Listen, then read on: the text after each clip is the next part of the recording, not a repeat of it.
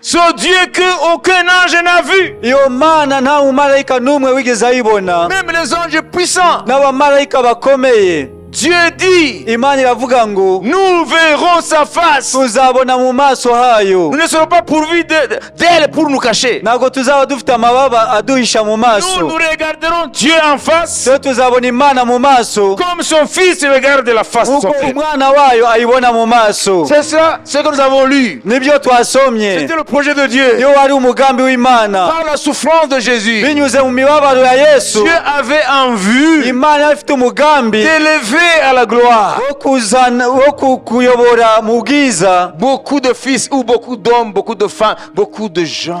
abana benshi, ni ukuvuga ngo abagabo benshi n'abantu benshi, Leur donner le privilège abahe ayo mahirwe que même les archanges n'ont pas. abamarayika ubwabo batari bafite, Les archanges n'ont pas. abakerubi batari bafite. C'est ça le privilège rero ni ayo mahirwe d'être enfant de Dieu. yo kuba umwana w'Imana. Alléluia. Amen. Tu verras Dieu face à face. uzabona Imana mu maso. Alors, lisons dans Hébreux chapitre 2, dusome Abaheburayo igice cya 2 verset 9 umurongo wa 9 jusqu'au verset 10. kugeza ku wa 10.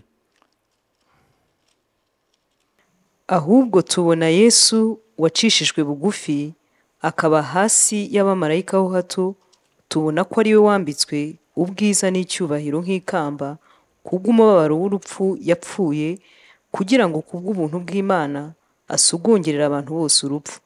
Kuko byari bikwiriye ko Imana byose byaremewe ikabibeshaho, iyobora abana benshi mu bwiza, itunganije rwose umugaba w'agakiza kabo kubabazwa. Amen. Amen. Amen. Alléluia. Amen. Mais celui qui a été abaissé pour un peu de temps au-dessus des anges, Jésus, nous le voyons couronné de gloire et d'honneur à cause de la mort qu'il a soufferte, afin que par la grâce de Dieu, il souffrit la mort pour tous. Jésus a souffert la mort pour tous. Yesu yababajwe n'urupfu ku bwa bose. Yasogongeye urupfu ku bw'abantu bose. Amen. Alors, Dieu le Père, Rero Imana Data il a élevé à la perfection Jésus yazamuye Yesu mu cyubahiro à travers la souffrance de la croix. binyuze mu mibabaro y'umusaraba. Et la Bible dit, par la grâce de Dieu, Bibiliya avuga ngo ku bw'ubuntu bw'Imana il souffrit la mort pour tous. ababazwa n'urupfu ku bwa bose. C'est la grâce de Dieu qui a fait que Jésus souffre la mort de la croix. Ni ubuntu bw'Imana bwatumye Yesu ababazwa n'umusaraba. Parce que Dieu avait un projet. Kuko Imana yari ifite umugambi. Dieu avait un projet. Imana yari ifite umugambi. Dieu avait un projet. Imana yari ifite umugambi. Le projet, dans le projet de Dieu, Mu mugambi w'Imana, toi aussi tu en fais partie. nawe urimo. Même si tu n'étais pas encore né, Nubwo wari utaravuka, mais Dieu a pensé à toi. ariko Imana yagutekerejeho. Mais c'est pas merveilleux ça? Si ibintu bitangaje? Même si tu n'étais pas né, Nubwo wari utaravuka, par sa préscience, binyuze mu kumenya byose bitarabaho, for knowledge, kumenya byose bitarabaho, Dieu t'a connu Imana yarakumenye avant tous les temps. mbere y'ibihe byose. Alors dans ce projet de Dieu, Rero mu mugambi w'Imana, que je vais décrire un peu de mots, ngiye kuvuga mu magambo make, il faut que tu y vois aussi nawe ukwiriye kwibonamo, ta place. ukabonamo umwanya wawe. Alors il faut te réjouir, non? Rero ukwiriye kubinezererwa. Dieu t'a connu. Imana yarakumenye. Alléluia. Amen. Ne pas être connu par Joe Biden, tu n'as rien perdu. Kuba utazwi na Joe Biden nta kintu uratakaza, Mais tu es connu par le Créateur. ariko uzwi n'Umuremyi. Ça c'est merveilleux. Ibyo ni ibintu bitangaje. Ce qu'il a connu d'avance, abo yamenye kera il les a prédestinés d'avance. yarabatoranyije kera. Amen. Amen. Ceux qu'il a connus d'avance. Abo yatoranyije kera. Alléluia. Amen. Alléluia. Amen. Il les a choisis d'avance. Yarabatoranyije kera. Il les a prédestinés d'avance. Yabamenye kera. Ça veut dire ce qui nous concerne, nuvuga ngo bitureba en ce qui concerne notre salut. ibijyanye n'agakiza kacu Ça existait depuis byari biriho mbere de toute kera éternité. kuva kera. C'est ça le projet de Dieu. Niyo mugambi w'Imana. Le projet de Dieu était dans le cœur de Dieu. Umugambi w'Imana wari umutima w'Imana. Avant que le cosmos naisse. Mbere yuko isanzure ribaho. Avant que tout ce qui existe existe. Mbere yuko ibiriho byose bibaho. Ou avant que tout ce qui existe existasse. Dans l'ancien français. Mbere yuko ibiriho bibaho. Dieu nous a connus avant la création du monde. Imana yatumenye mbere yuko irema isi. Il nous a connus d'avance. Yaratumenye mbere. Il nous a choisis d'avance. Yaradutoranyije kera. Il nous a prédestinés d'avance Yaratugambiriye kera à être dans ce projet. kuba mu mugambi wayo. Et quand le temps est venu Rero igihe kigeze et que nous étions déjà dans l'existence, noneho tumaze kubaho, il nous a appelés. iraduhamagara. Et après nous avoir appelés, Rero imaze kuduhamagara, parce que nous étions pécheurs déjà, kuko twari abanyabyaha, il nous a justifiés iradutsindishiriza dans le sang de Jésus. kubw'amaraso ya Yesu. Après nous avoir justifiés, Imaze kudutsindishiriza, maintenant, noneho la finalité, iherezo rya byose il nous a glorifiés. iduha ubwiza. Amen. C'est de cela dont il est question ici. Nibyo biri kuvugwa hano. Amen. Amen. Mais celui qui a abaissé pour un temps au-dessus des anges Jésus, qui a abaissé Jésus? Ninde wacishije bugufi Yesu? C'est son Père. Ni se. Pour quelle raison? Kubera iyihe mpamvu? Nous, après son abaissement, Nyuma yo gucishwa kwe bugufi, nous le voyons le même Jésus turabona wa Yesu nyine qui a été abaissé pour un temps. wari wacishijwe bugufi mu gihe runaka, Nous le voyons couronné de gloire. turamubona ahawe icyubahiro. Maintenant, je ne parle pas de Jésus dans son abaissement. Ubu noneho ntago mvuga Yesu mu gucishwa bugufi. Il n'est plus dans son abaissement. Ntago akiri mu gucishwa bugufi. Jésus est dans sa gloire. Yesu ari mu bwiza bwe. Nous le voyons dans Philippiens chapitre 2. Turamubona mu Bafilipi igice cya 2. Alléluia. Amen. Si tu veux que Dieu agisse puissamment dans ta vie, Niba ushaka ko Imana ikora mu mbaraga mu buzima bwawe, il faut faire taire les pensées négatives ukwiriye gucecekesha ibitekerezo bibi et accrocher à la parole qui est en train de te prêcher. noneho ugacakira ijambo ry'Imana riri kubwirizwa. Oublie les problèmes à la maison. Ibagirwa ibibazo mu rugo, Oublie les problèmes au travail. ibagirwa ibibazo byo mu kazi, Oublie tout ce qui te tracasse dans la tête. ibagirwa ibyo byose biri kugutesha umutwe. Tu l'as présenté devant Dieu. Wabishikirije Imana, Alors laisse ça pour Dieu. birekere Imana. Maintenant, c'est ton âme face à face à la parole de Dieu. Rero ubu ni ubugingo bwawe imbere y'ijambo ry'Imana. Regarde-toi comme Jacob qui est en train de lutter avec Dieu la nuit là. Irebe nka Yakobo igihe yakiranaga n'Imana muri rya joro, Parce qu'il voulait la bénédiction de la part de Dieu. kuko yashakaga umugisha uturuka ku Mana. Il a dit, je ne te lâche pas Yavuze ngo sindi bukurekure sans que tu me bénisses. utampaye umugisha. Toi aussi maintenant, Nawe nonaha le secret que je te donne gratuitement, ibanga nguhaye ry'ubuntu c'est que nuko oublie toutes les tracasseries là. ibagirwa ibyo byose bigutesha umutwe. Hein? Accroche-toi Usingire au Dieu qui est prêché par la parole. Imana iri kubwirizwa mu ijambo ryayo. C'est lui qui est porteur Niyo ifite de puissance de changement. imbaraga zizana impinduka. Alléluia. Amen. Alléluia. Amen. Si tu parviens à capter Nubasha gucakira la parole qui vient comme un réma, ijambo rije nka rema, ça peut transformer tout ton avenir. bibasha guhindura ejo hawe hazaza. Amen. Dieu a dit une seule parole. Imana yavuze ijambo rimwe gusa, Alors qu'il n'y avait rien. kandi nta kintu gihari, Il n'y avait que des ténèbres. hari umwijima gusa. Dieu dit que la lumière soit. imana iravuga ngo umucyo ubeho Et la lumière fut. umucyo ubaho Et à partir de là, uhereye uwo munsi l'univers est né. rero niyo isanzura ryahise ribaho. Une seule parole de Dieu ijambo rimwe ry'imana peut te forger un avenir glorieux. ribasha kukuremera ejo hazaza heza. Alléluia. Amen. Vous croyez que Dieu a besoin de beaucoup de matériaux pour construire ton avenir? ese mutekereza ko imana ikeneye ibikoresho byinshi kugira ngo yubake ejo hawe hazaza heza? Ntabwo ikeneye amabeni y'umucanga, ntabwo ikeneye amabeni y'umubuye, amabuye, ibyo ntabwo bikeneye. Iravuga ijambo rimwe gusa. Amen. Amen. Uyu mwana wanjye ejo hazaza hicubahiro. Amen. Ako kanya biraremeka. Amen. Amen. Amen. Alors, allons vite maintenant. reka none twihute. Amen. Amen. On est ensemble. Hein? Turi kumwe. Voilà. Donc, nous lisons dans Philippiens 2, Dusome mu Bafilipi 2 chapitre 2, versets 5 à 11. Écoutez maintenant ce qui s'est passé sur Jésus. murongo wa 5 kugeza ku wa 11. mugire wa mutima wari muri Kristo Yesu. Uwo nubwo yabanje kugira akamero k'Imana, ntiyatekereje yuko guhwana n'Imana ari ikintu cyo kugundirwa. Ahubwo yisiga ubusa, ajyana akamero k'umugaragu w'imbata. Agira ishusho y'umuntu, kandi amaze kuboneka afite ishusho y'umuntu, yicisha bugufi, araganduka, ntiyanga no gupfa ndetse urupfu rwo ku musaraba.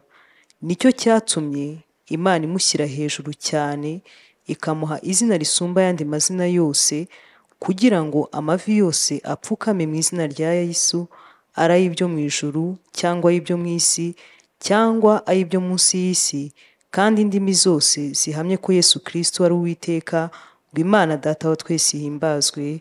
Amen. Amen. Amen. À Jésus la gloire. Yesu niwe ukwiriye icyubahiro. Alléluia. Amen. Voilà maintenant ce qui t'explique qu'est-ce que nous avons lu dans Hébreux chapitre 2. Amen. Alléluia. Hano niho hatwereka ibyo twasomye mu Baheburayo igice cya 2, Là où on nous dit que aho batubwira ko Dieu le Père Imana Data l'a abaissé pour un temps yacishe bugufi Yesu mu gihe gito au-dessous des anges. munsi y'abamarayika. Parce que Jésus devenir homme, Kuko Yesu kuba umuntu pas seulement homme, si umuntu gusa, mais un simple homme. ahubwo aba umuntu usanzwe. Pas seulement simple homme, Atari umuntu usanzwe gusa, mais serviteur. ahubwo afata ishusho y'umugaragu. Amen. Amen. C'est ça l'abaissement. Niko gucishwa bugufi. Parce qu'avant, il était Dieu. Ko mbere yari Imana, Alors, il s'est abaissé. rero yicishije bugufi. Pas pour devenir comme les anges. Atari kugira ngo angane n'abamarayika, Descendre en dessous des anges. amanuke munsi y'abamarayika, Il est devenu homme. aba umuntu Jusqu'à être serviteur de tous les hommes. kugeza aho aba umugaragu w'abantu bose. Il n'y a pas d'abaissement plus que celui-là. Nta gucishwa bugufi kugezaho. C'est comme si tu étais au top Ni nk'uko waba uri hejuru mu rwego rwo hejuru cyane, et tu descends au fond. maze ukamanuka cyane, Tu touches ce qu'on appelle le fond. ukagera hasi kuzimu, Des bottoms. hasi cyane, Des fonds. hasi. Jésus, les deux extrêmes. Yesu rero aho hombi hatandukanye, Il n'y a personne, il n'y a rien qui est au-dessus de Dieu. nta kiri hejuru y'Imana. Alors il était sur le rang de Dieu. Yari mu rwego rw'Imana, Il était au rang de Dieu. yari mu rwego rw'Imana, Parce qu'il était en Dieu en tant que deuxième personne de la Trinité. kuko yari mu Mana nk'uwa kabiri ugize ubutatu. Alléluia. Amen. Alors il est descendu Rero aramanuka en dessous des archanges. munsi y'abakerubi, Abamarayika bakuru. abamarayika En dessous bakuru, des archanges. munsi y'abamarayika bakuru, Et en dessous de tous les anges jusqu'à l'échelon inférieur. no munsi y'abamarayika bose bo mu rwego rwo hasi. Mais il a continué à descendre Arakomeza aramanuka jusqu'à devenir un homme. kugeza aho aba umuntu. Et parmi les hommes, Kandi mu bantu il a choisi la condition la plus modeste. atoranya urwego rwo hasi cyane, Parce qu'il a dit à ses disciples, kuko yabwiye abigishwa le be, Fils de l'homme umwana w'umuntu n'est pas venu ntago yaje pour être servi. kugira ngo akorerwe, Il est venu servir ahubwo yaje gukorera et abantu donner sa vie no gutanga ubugingo en bwe rançon pour plusieurs. ube incungu ya benshi. Voilà Jésus.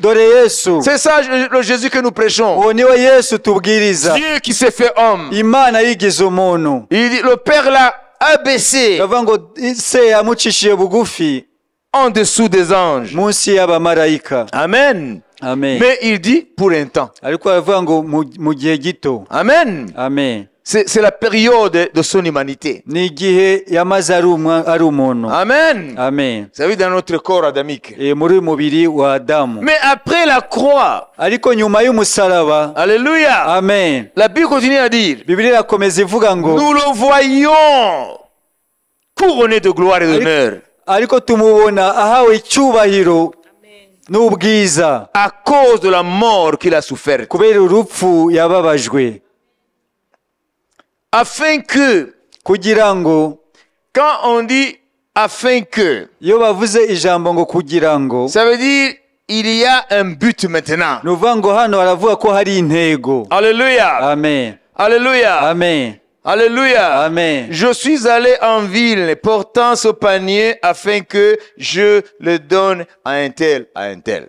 Nagiye mu mujyi mfite igitebo kugira ngo ngihe kanaka. Ça veut dire en quittant chez moi, rero mu kuva mu rugo avec ce panier, n'iki gitebo j'avais un but. nari mfite intego, C'est d'aller trouver un tel no kugira ngo mpure na kanaka et lui donner ce panier. muhe iki gitebo. Jésus, en quittant le trône au ciel, Yesu mu kuva ku ntebe ye mu ijuru où il était adoré par les anges, aho yaramwaga n'abamarayika, il descend jusqu'ici, aramanuka hano ku isi devenir un simple homme, aba umuntu usanzwe, prendre la forme de serviteur, afata ishusho y'imbata et jusqu'à la croix, kugeza ku musaraba. il avait un but Yari afite intego en descendant, mu kumanuka, en quittant son trône. mu kuva ku ntebe ye. C'est pourquoi on dit afin que, Niyo mpamvu bavuga ngo kugira ngo, après avoir souffert. amaze kubabazwa. Alléluia. Amen. Amen. Amen. Nous le voyons couronné de gloire et d'honneur turamubona ahawe icyubahiro à n'ubwiza cause de la mort qu'il a soufferte. kubw'urupfu yababajwe, Afin que,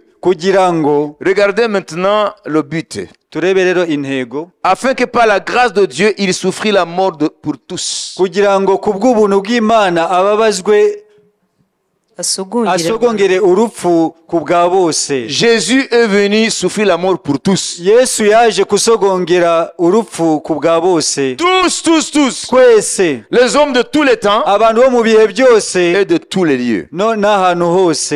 Alors, maintenant nous allons voir le résultat. Rero tujye kubona ibyavuyemo Au verset 10. ku murongo wa 10. Hébreux 2:10, il dit, il convenait en effet uko byari bikwiriye ko que celui pour qui et par qui sont toutes choses, ko Imana byose byaremewe ikabibeshaho, et qui voulait conduire à la gloire beaucoup de fils. iyobora abana benshi mu bwiza. Arrêtons d'abord sur cette virgule-là. Reka tugarukire kuri ako kitso. Donc le projet de Dieu, Umugambi w'Imana pour que Jésus souffrit la mort pour tous, kugira ngo Yesu asogongere urupfu ku bwa bose, Dieu avait le projet d'élever beaucoup de fils dans la gloire. Imana yari ifite umugambi wo kuzamura abana benshi mu bwiza. Aïe, aïe, aïe. Est-ce que la parole pénètre en vous? Ese ijambo riri kwinjira muri mwe? Amen. Amen. Il convenait en effet que celui qui, pour qui et par qui sont toutes choses, et qui voulait conduire à la gloire beaucoup de fils. Byari bikwiriye ko Imana byose byaremewe ikabibeshaho, iyobora abana benshi mu bwiza.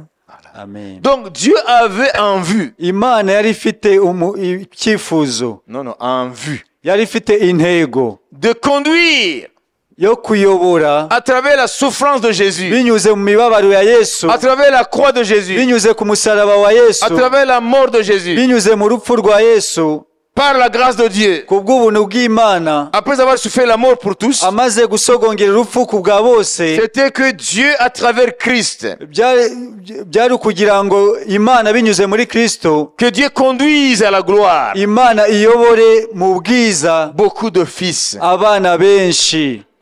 Mais ici, il n'y a pas de genre. Hano ntabwo bavuga ku bijyanye n'igitsina. Hein? Abana benshi.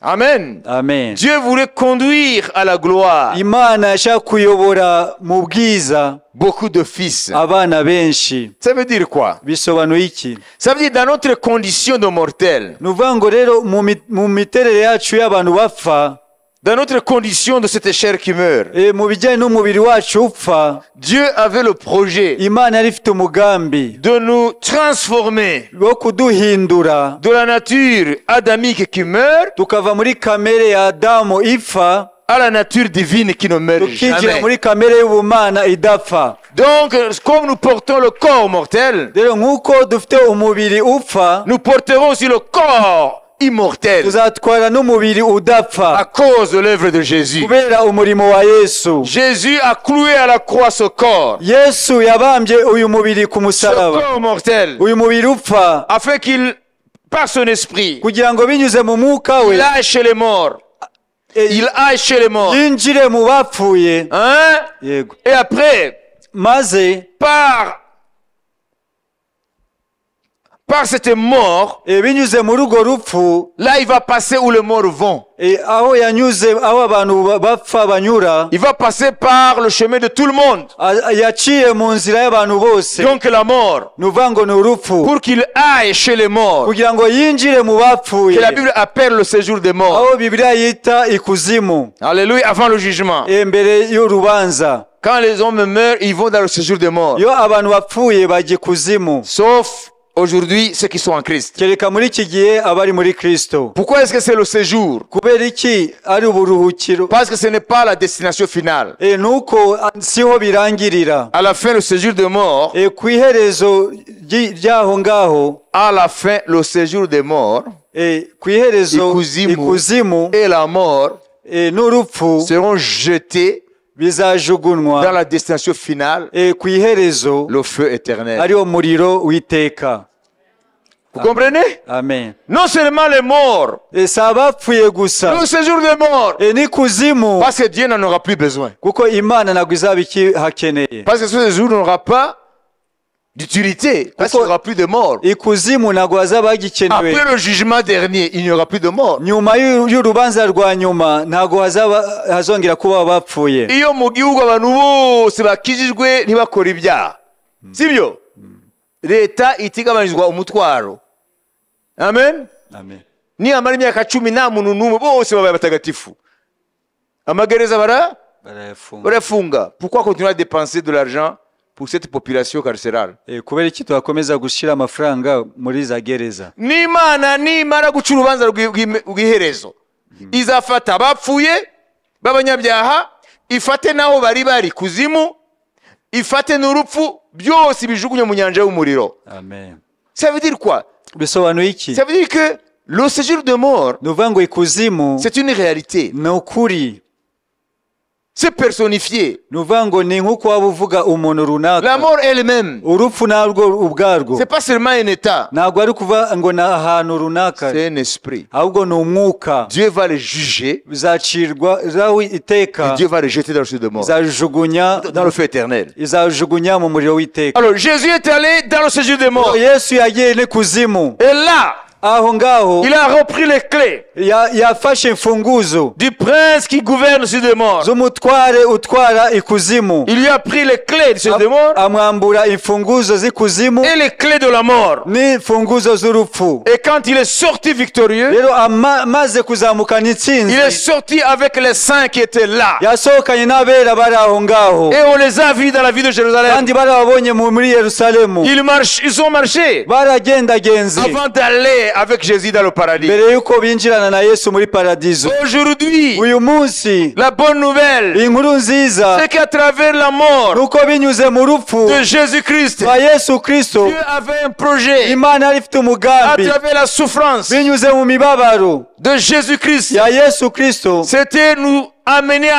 à la gloire beaucoup de fils. yari kugira ngo ajyane abana benshi mu bwiza. Jésus s'est dépouillé de sa gloire. Yesu yambuye ubwiza Il bwe, a revêtu notre honte yambara isoni zacu, pour que nous, à la place de la honte, kugira ngo natwe mu mwanya w'isoni il puisse nous revêtir de sa gloire. atwambike ubwiza bwe. Alléluia. Amen. Alléluia. Amen. Amen. Amen. Alléluia. Amen. Figurez-vous, Murebe iyo shusho, Dieu créateur Imana umuremyi vient à ta place ije mu mwanya pour wawe que toi, kugira ngo wowe tu sois avec lui. ube nkawe. Oh, Alléluia. Amen. C'est terrible ça. Ni ibintu bitangaje, C'est ça la bonne nouvelle. niyo nkuru Mais nziza, ça ne pénètre pas dans beaucoup de vies. ariko ntabwo byinjira mu bantu benshi. Écoutez. Amen. Amen. Après la virgule, éleva à la perfection par les souffrances le prince de leur salut. C'est iyobora le verset 10. itunganishije rwose umugabo w'agakiza kabo kubabazwa. Amen. Jésus, c'est notre prince de notre salut. niwe mugaba w'agakiza kacu. Il est l'auteur de notre salut. Niwe inkomoko y'agakiza kacu. Il est le prince de notre salut. Niwe mugaba w'agakiza kacu. Niwe dukesha nyuma y'urupfu n'uno munsi twebakijijwe, niwe dukesha byose. Amen. Amen.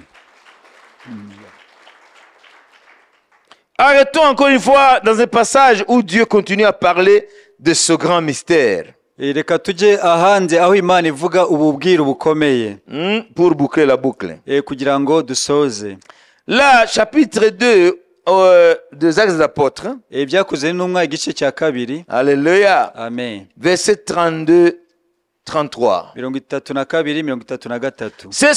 C'est ce Jésus que Dieu a ressuscité. Nous en sommes témoins, tous témoins.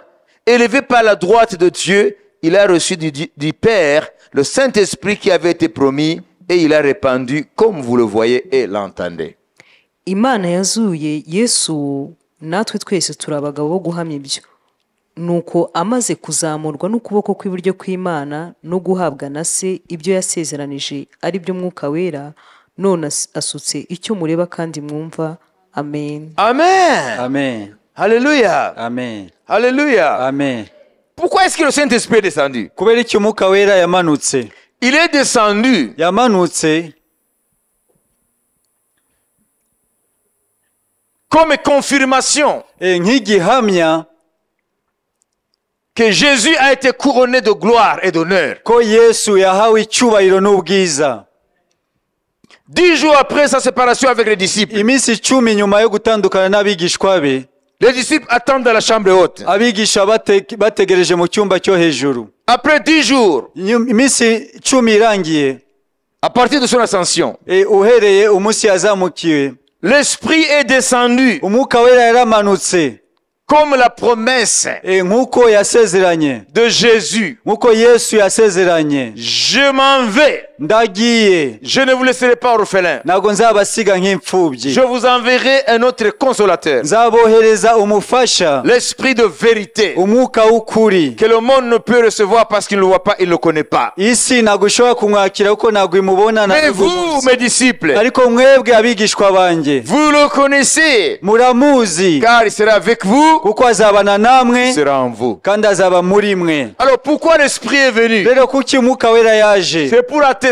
Ni ukugira ngo ahamirize Jésus, ko Yesu, de par Dieu le Père, binyuze muri data, il a été couronné. Yahawe. Il a été couronné. Yahawe icyubahiro. Il a de gloire. N'ubwiza. Et d'honneur. Icyubahiro n'ubwiza. Ça veut dire quoi? Ni ukuvuga iki? Maintenant le projet de Dieu. Ni ukuvuga ngo umugambi w'Imana est enclenché. Wamaze kurekurwa. Le projet de Dieu umugambi w'Imana en Jésus, muri Yesu Kristo, c'est de te conduire à la gloire. Nuwo kutwinjiza mu bwiza. C'est de te conduire à la gloire. Ukukuyobora mu bwiza. Après cette vie, nyuma y'ubuzima, tu seras dans la gloire. Uzaba mu bwiza. Tu seras glorifié. Uzahabwa icyubahiro. Tu seras semblable au Fils de Dieu. Uzasa n'umwana w'Imana. Tu verras la face de Dieu. Uzabona mu maso y'Imana. Comme Jésus voit la face de son Uko Père. Yesu abona mu maso y'Imana. Les anges, abamarayika, même les plus puissants, n'abamarayika bakomeye, Michael et Gabriel, ba Michael n'aba Gabriel, ils n'ont jamais vu la face de Dieu. Ntibigeze babona mu maso y'Imana. Même les anges qui s'approchent du trône de Dieu, n'abamarayika begera intebe y'Imana, ils n'ont jamais vu la face de Dieu. Ntibarabona mu maso y'Imana. Non. Oya. Lorsqu'ils les appellent, iyo ibahamagaye, ils sont pourvus d'ailes.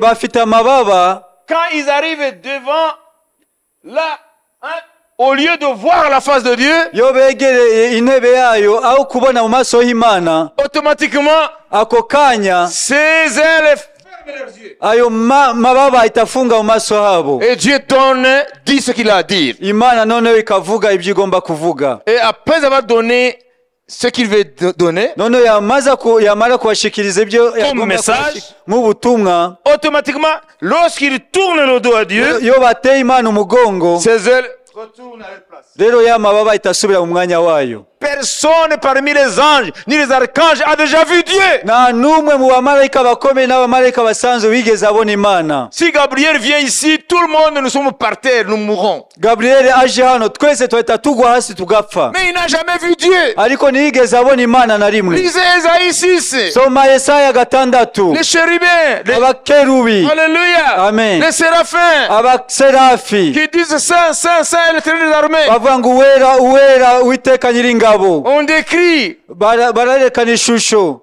on le décrit. barerekana uko ameze. L'Esprit le décrit. Umwuka wera arahishura. Ils ont 6 ailes, Bafite amababa 6, 2 pour voler, 2 yo kugurukisha etc.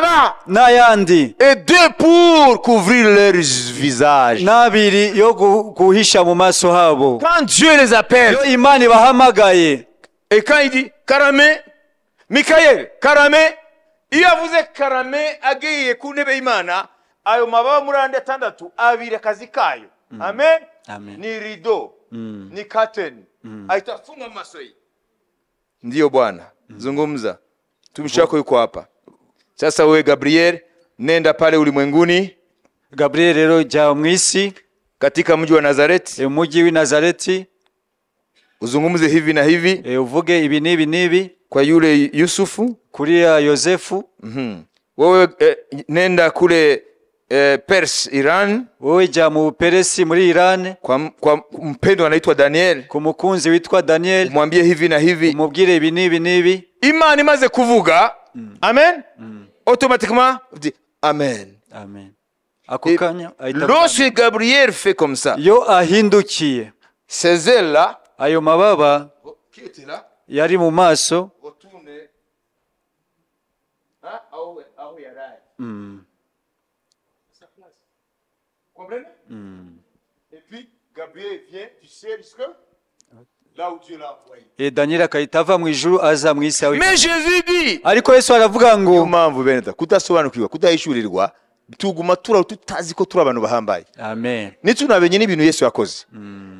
Comprenez? Jésus dit, Yesu aravuga ngo, heureux ceux qui ont le cœur pur, ahirwa abafite imitima iboneye, car ils verront Dieu. ko bazabona Imana.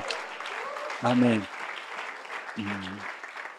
Ce Dieu que aucun ange n'a vu, Iyo Mana nta mumarayika n'umwe wigeze ayibona, même les anges puissants. n'abamarayika bakomeye. Dieu dit, Imana iravuga ngo, nous verrons sa face. tuzabona mu maso hayo. Nous ne serons pas pourvus d'elle pour nous cacher. Ntabwo tuzaba dufite amababa aduhisha mu Nous maso. regarderons Dieu en face, Twe tuzabona Imana mu maso, comme son fils regarde la face de son uko père. umwana wayo ayibona mu maso. C'est ça, ce que nous avons lu. Nibyo twasomye. C'était le projet de Dieu. Iyo wari umugambi w'Imana, Par la souffrance de Jésus, binyuze mu mibabaro ya Yesu, Dieu avait en vue Imana ifite umugambi d'élever à la gloire wo kuzana wo kuyobora mu bwiza beaucoup de fils ou beaucoup d'hommes, beaucoup de femmes, beaucoup de gens.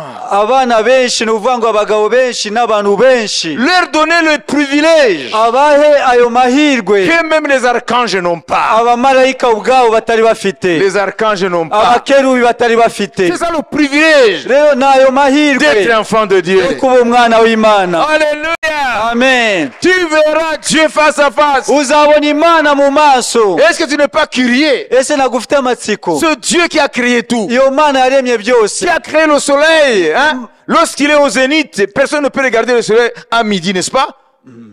Imana yaremye izuba, izuba iyo rigeze hagati nta muntu ushobora kurihanga amaso. Mais il est comment ce Dieu? Iyo Mana iteye ite? Notre soleil, Izuba ryacu c'est une petite étoile comparée à d'autres soleils dans d'autres galaxies. Même dans notre galaxie, il y a d'autres soleils 1 million de fois la masse du soleil. ni akanyenyeri gato ugereranyije n'andi magalaxy menshi. Hari amazuba menshi aruta ubunini iri ryacu. Iri ryacu ngo c'est un nain, nagakuri ugereranije ayandi mazuba menshi. Mwabyumvise ariyo kubera ko les telescopes zirayibona. Amen. Mwabyumvise ariko akazuba niko ari gato ntabwo dushobora kukareba gutya iyo gacanye saa sita. None uwaremye ayo mazuba acana ate?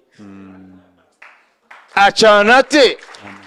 Niyo mpamvu nababwiye yuko Mungu wetu ni moto. imana yacu ni umuriro.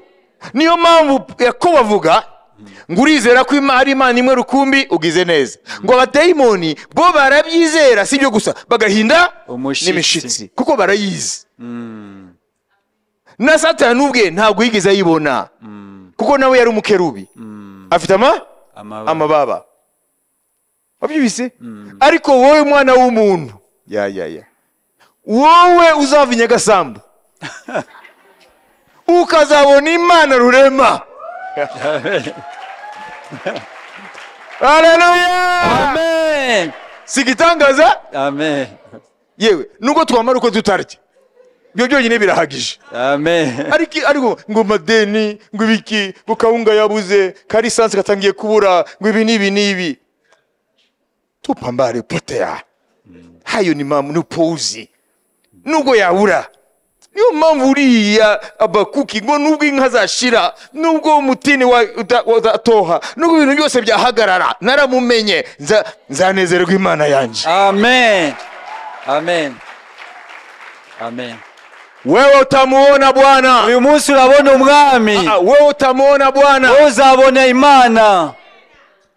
Hakuna malaika alipomuona Bwana. Malaika wigeze abona umwami. Wewe utamuona Bwana. Wewe uzamubona. Ndiyo maana shetani anakupiga vita. Ndio mpamvu Satani akurwanya. Anajua wewe. Kuko azi ko wewe ni mambo gani yanakungoja. Ibigutegereje. Anajua wewe utakuwa nini. Azi icyo uzabacho. Haleluya. Amen. Utamuona Mungu muumba na macho yako. Uzabona Imana yaremye mu maso. Kwa sababu ya kazi kubwa Yesu alifanya msalabani. Kubera umurimo ukomeye Yesu yakoze.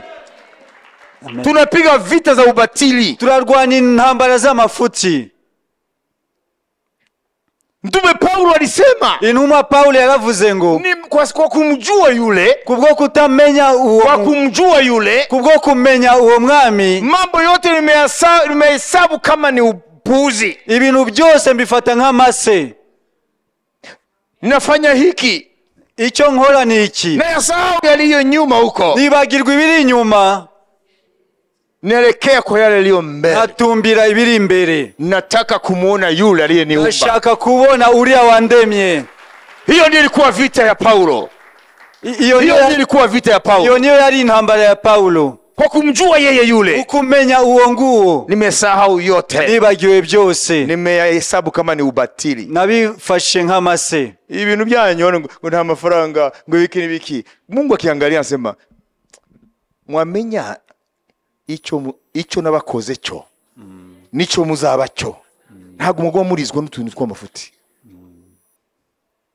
Mugeze mubona Paulo aharanira amazu yo mwisi. Muze mubona Paulo yiganyira ngo nta mugore, ngo nta nakana azasiga. Mugeze mubona Paulo aharanira ngo nta cumbi. Kenshi ngo yaraye hejuru y'ibiti mu mashyamba agiye gushaka abapagani ngo nabo binjire muri ububwira bukomeye. Amen. Niyo mpavuga ngo nihi imibabaro ntanyuzemo. Kubera ko yamenye impamvu Imana yambaye umubiri. Impamvu Yesu yaje gupfa, yaje kubabara. Uwo ni umugambi w'Imana. Ngo Imana yari ifite umugambi wo kunyuza, amen, intwari y'agakiza kacu Yesu mu mibabaro, kugira ngo muri iyo mibabaro uranyuramo ngo Imana imushire hejuru cyane, hejuru y'abamarayika bose babandi yamanutse munsi yabo, ngo imushira hejuru cyane, imuha izina riri hejuru y'andi mazina yose. Amen. Ngo muri iryo zina rya Yesu amavi yose apfukame. Amen. Ibiremwa byo mu ijuru, byo mu isi no munsi y'isi, n'indimi zose zature ko Yesu Kristo arinde Yesu Imana twese icyubahiro. Amen. Haleluya.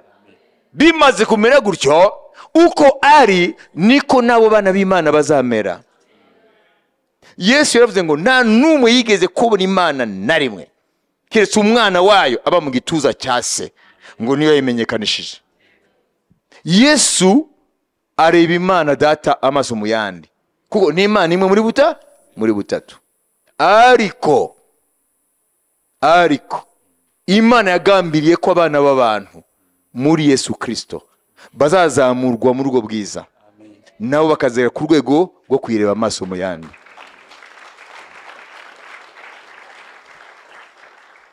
C'est ça nibyo le mystère du salut. nibwo bwiru bw'agakiza. Alléluia. Amen. C'est ça le mystère du salut. nibwo bwiru bw'agakiza. Est-ce que ça ne vaut pas la peine ese ntabwo byari bikwiriye de mener ce combat? bwo kurwana iyo ntambara? Est-ce que ça ne vaut pas la peine ese ntibikwiriye de souffrir pour un temps? kubabazwa igihe gito? Amen. Amen. Amen. De mépriser certaines choses tukasuzugura ibintu bimwe na bimwe auxquelles le monde accorde de l'importance ibyo isi iha agaciro, pour que nous parvenions kugira ngo tuzabashe à la fin de ce projet glorieux. tuzagere ku ntego ya wa mugambi ukomeye. Jésus, Yesu il a fait yarakoze, tout pour nous. yakoze byose ku bwacu, Il nous a tant aimés. yaradukunze cyane, C'est pour cela qu'il est venu jusqu'à nous. niyo mpamvu yaje atugana. Mais celui ariko uwo qui méprisera uzasuzugura cette grâce extraordinaire, ubwo buntu budasanzwe, la Bible dit, Bibiliya iravuga ngo il maudira le jour de sa naissance. azavuma umunsi yavukiyeho. Mais avec raison. Birumvikana Parce que tout le monde à la fin kuko buri wese ku iherezo comprendra que c'est Jésus de Nazareth. azasobanukirwa ko Yesu w'i C'est Nazareti Dieu lui-même ni Imana ubwayo qui est venu jusqu'à nous. yaje itugana. Terminons maintenant avec ce passage que j'aime avec tous les autres. Reka dusoze kuri uyu murongo nkunda hamwe n'iyindi. Alléluia. Amen. Alléluia. Amen. 1 Timothée 3. wa mbere igice cya gatatu. 1 Timothée 3, 15, 16. Umurongo wa 15 n'uwa 16. Ou lisons simplement 16. Dusome wa 16 gusa. Courage. si ugushidikanya ubwiru bw'ubumana burakomeye cyane. Imana kwerekanwa ifite umubiri, ikagaragara ko ari umukiranutsi mu mwuka, ikabonwa n'abamarayika, ikamamazwa mu banyamahanga, ikizerwa mu isi, ikazamurwa igahabwa ubwiza. Amen. Amen. Ce seul verset Uyu murongo wonyine résume tout ce que nous venons de dire. ukubiyemo ibyo tumaze kuvuga byose. Juste 5 minutes et on va clôturer. Iminota 5 turahita dusoza. Et sans contredit, Si ugushidikanya le mystère de la piété est grand. ubwiru bw'Imana burakomeye cyane. Celui qui a été manifesté en chair. Imana kwerekanwa ifite umubiri. Qui a été manifesté en chair. Ninde wagaragaye yambaye umubiri? C'est Jésus-Christ. Ni Yesu Kristo. Il a été manifesté en chair. Yagaragajwe yambaye umubiri. Mais spirituellement, il était Dieu. Ariko mu mwuka yari Imana. Parce que Dieu est esprit, dit Kuko Jésus. Imana ni umwuka niko Yesu avuga. Justifié par l'esprit.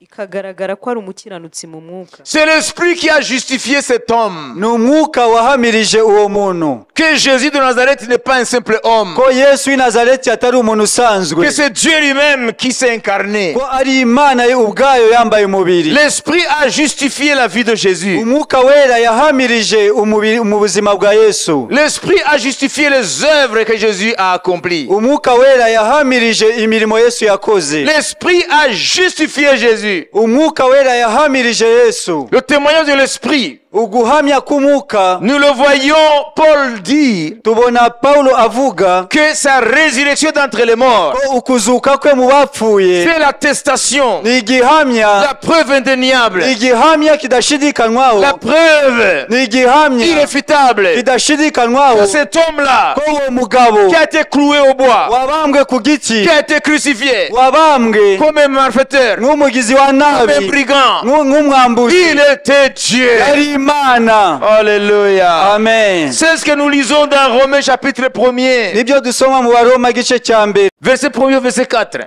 umurongo wa mbere kugeza ku wa 4. Pawulo imbata ya Yesu Kristo wahamagariwe kuba intumwa kandi watoranijwe ubutumwa bwiza bw'Imana ubwo yasezeranije kera mu kanwa k'abahanuzi bayo mu byanditswe byera buvuga iby'umwana wayo wavutse mu rubyaro rwa Dawidi ku mubiri kandi werekanywe n'ubushobozi ko ari umwana w'Imana mu buryo bw'umwuka wera bigahamwa no kuzuka kwe niwe Yesu Kristo umwami wacu.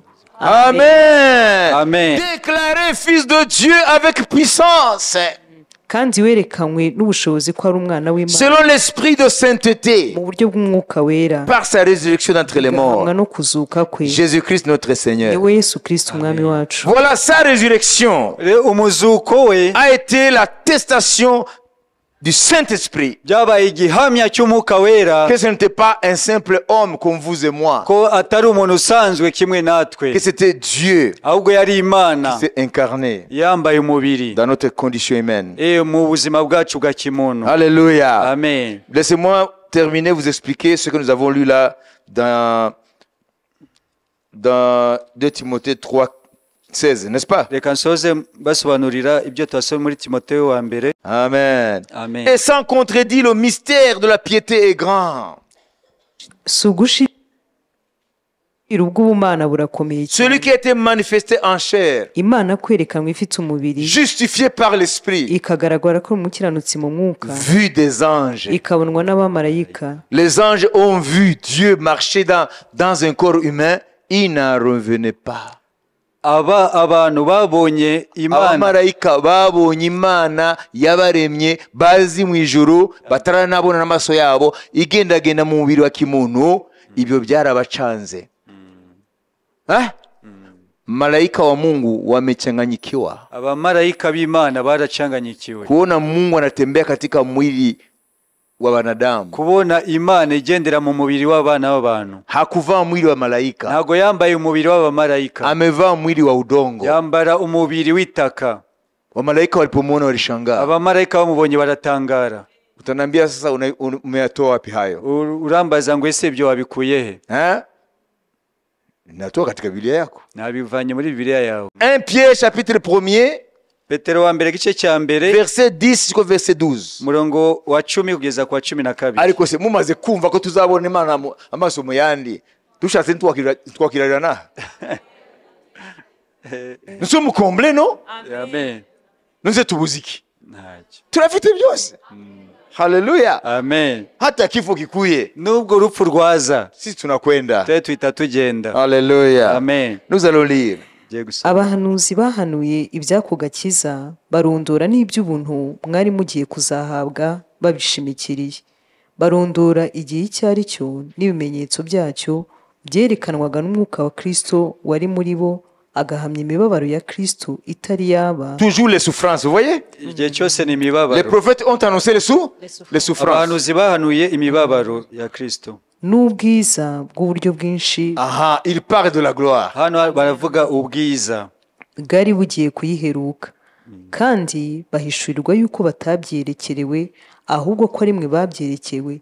Ibyo none mumaze kubibwirwa n'ababwirijwe ubutumwa bwiza, babwirijwe n'umwuka wera woherejwe ava mu ijuru, kandi ibyo abamarayika babigirira amatsiko. Prêtez attention maintenant. mutege amatwi. Que font les anges? Ese abamarayika bakora iki?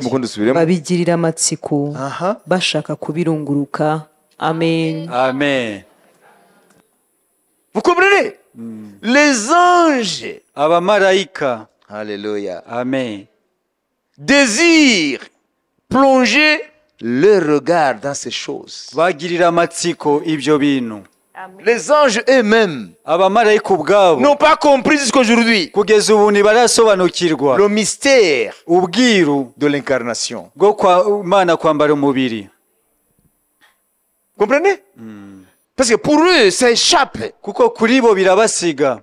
Comment notre Dieu, uburyo Imana yacu, connaissant la crainte de Dieu, uko bazi igitinyiro cy'Imana. Il y a des anges qui, eux, ils se tiennent à des années-lumière du trône de Dieu. Yari abamarayika baba bari kure cyane y'intebe y'Imana. Et ils n'ont jamais été appelés tout près de Dieu. Bo ntibarigera bahamagarwa imbere y'intebe y'Imana. Sauf les archanges s'approchent. Uretse abakerubi begera. Et même ne le voient pas. Kandi bo nta nubwo banayibona. Parce qu'il y a des ailes qui cachent leurs yeux. Kuko hari amababa abahisha mu maso. Mais parce qu'il y a des milliards et des milliards d'anges. Kuko hari amamiliyari n'amamiliyari y'abamarayika. Il y en a qui sont très loin. Hari abari kure cyane. Ils ne sont jamais été appelés pour s'approcher. Bo nta na rimwe bigeze bahamagarwa kugira ngo bayegere. Vous comprenez?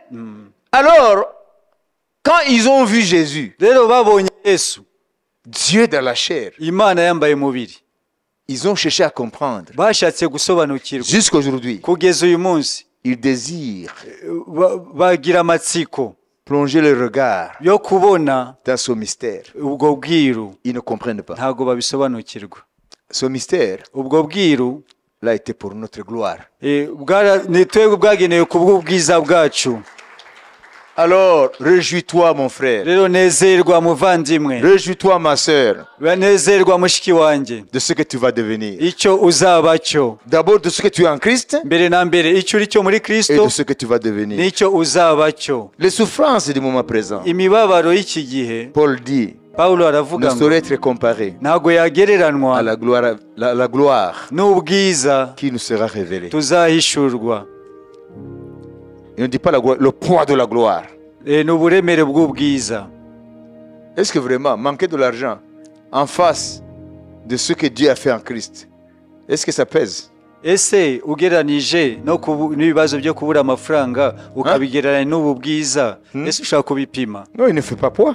ntago wabipimanya. Alléluia. Et quand tu vas comprendre, tu vas commencer rero nutangira à remercier Dieu gushima Imana pour ce qu'il a fait pour toi en Christ. kubw'ibyo yagukoreye muri Kristo, C'est là où sa gloire aho rero niho ubwiza va répondre aussi à tous tes besoins. ubwiza bwe buzasubiza n'ibyo ukeneye byose. Alléluia. Amen. Le mystère de la piété est grand. ubwiru bw'Imana burakomeye. Dieu qui s'est manifesté dans la chair, Imana kwerekanwa mu mubiri, justifié par l'esprit, igahamirizwa n'umwuka we, vu des anges, ikabonwa n'abamarayika, prêché dans le monde, ikabwirizwa mu isi. amen, Amen. et élevé dans la gloire. igahabwa icyubahiro. Imana yambaye umubiri, amen. Umwuka wera ni umuhamya, hanyuma irabwirizwa mu isi, amen. Noneho irazamuka mu bwiza. None nashaka kubaza mbere yo kugenda, iyi nkuru wowe urayikoze iki? Urayikoze iki? Murabona ntawe bihuriye n'amadini yanyu. Ugira ngo ati ntawe bihuriye n'amadini yanyu. Ntawe bihuriye n'amadini yanyu. Ibise mumvise ari idini? Mumvise no bavuga Katolika? Mumvise bavuga Pentecote? Anglikani? Beteli? Islamu? Budiste? Oya! Ni ikibazo cy'Imana rurema. Amen. Yakuze cyane abantu. Imanuka muri bo, ifata ishusho yabo, iremera iritanga, ijya ku musaraba, ibona ukwipfa kugira ngo abantu bapfa inyuraho banyura, nimara kuhagera igaruke n'insinzi. Amen. Hanyuma nirangiza abazizera ibazamure mu bwiza. Amen. Amashimeje ku Mwami Yesu Kristo. Amen. Amen. Amen. Amen. Amen. Ibyo birarenze icyo wabura cyose. Bikubiyemo umunezero wose wahaza ubugingo bwawe. Satani yo ntadushuke, uko niko kuri. Amen. Nubwo napfa muri iri joro, ibi nibyo nzabamo. Amen. Ntuzigere utenguha Imana uyikoze isoni mu kwitetomba ngo wabuze kawunga, ngo wabuze iki niki, kandi Imana yaraguhaye ibirenze ibyo. Privilege yo kuzabona Imana mu maso. Ntabwo ari kujya kuyireba nyumugaruke, uzayireba iteka n'iteka. Aho Satani yirukanwe uzahajya, aho Satani atakikandagira uzakandagira, aho Satani atigeze ibyo atigeze ageraho kureba Imana mu maso nk'umukerubi, wowe uzayireba mu maso. Ibyo rero bene data bizajya igihe cyose biba ibyishimo byanyu, kandi nimuvomamo ibyishimo n'ututubazo twose muzabona ko ubwo bwiza bw'Imana twahamagariwe bukemura n'ibibazo bya none.